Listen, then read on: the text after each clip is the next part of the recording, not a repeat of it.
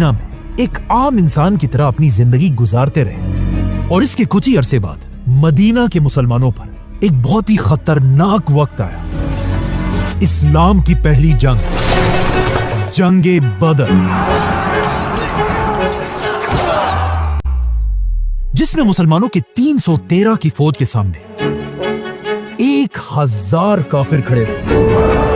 मतलब मुसलमान अपने से 3 गुना बड़ी फौज से लड़ने आए थे। जैसे ये दोनों फौजें एक दूसरे के आमने सामने हुए, सबसे पहले मक्का के 3 सरदार आगे बढ़े, जिनमें से एक जोर जोर से कहने लगा, ऐ मदीना वालों, किस में इतनी गैरत है कि वो हमसे आकर लड़े। ये सुनकर मुसलमानों की फौज से 3 अंसार आगे बढ़े।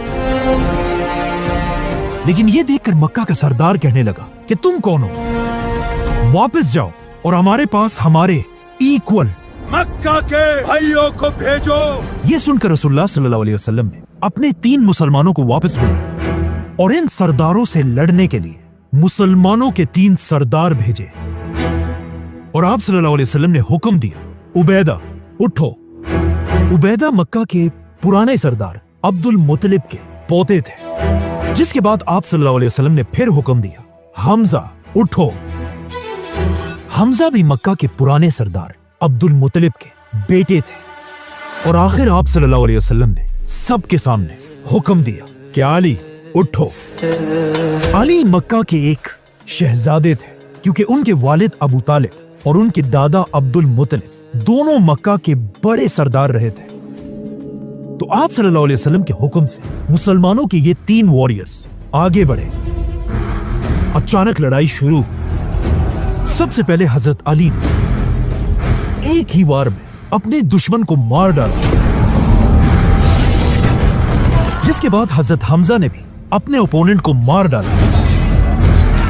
और फिर हजरत अली और हमजा ने मिलकर तीसरे सरदार को भी मार दिया। ये देखकर मुसलमानों की फौज जोर जोर से नारे लगाने लगी। मक्का के ये 3 सरदार कोई आम लोग नहीं थे, बल्कि ये मक्का के सबसे ताकतवर औरत हिंदा के बाप, चाचा और भाई थे।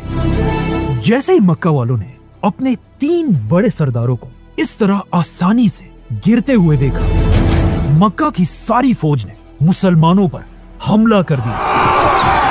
और इस तरह इस्लाम की पहली जंग, जंगे बदर शुरू हुई।